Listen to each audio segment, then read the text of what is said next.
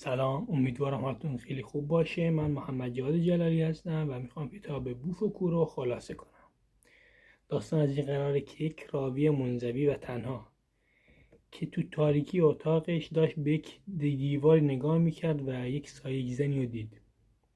احساس کرد که این زنه از آسمون اومده و تو خواب و بیدار هی بهش فکر میکرد. حالا تو خیالش یا تو واقعیت بالاخره اون زن یه روز میاد تو خونش. وقتی اون زنه میره تو خونش زیاد طول نمیکشه که این زنه میمیره و وقتی میمیره بعضیا میگن تیکه تیکهش میکنه میندازش تو رودخونه، بعضیا میگن نه اینو تیکه تیکه میکنه میده به گورکنی که اون گورکن هم میدونیم تیکه تیکه کرده.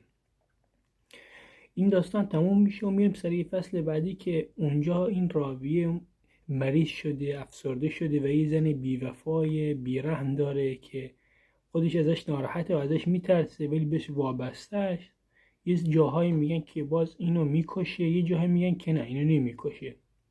ولی داستان به این قراره که یک عمر با این زن زندگی میکنه و داستان این کتاب همیشه به قول گفتنی بازه، هنوز نمیدی آخر داستان چی میشه، ولی تنها جایی که میدونم به زن لکاته میرسه و تموم میشه، بیشتر از این نیست.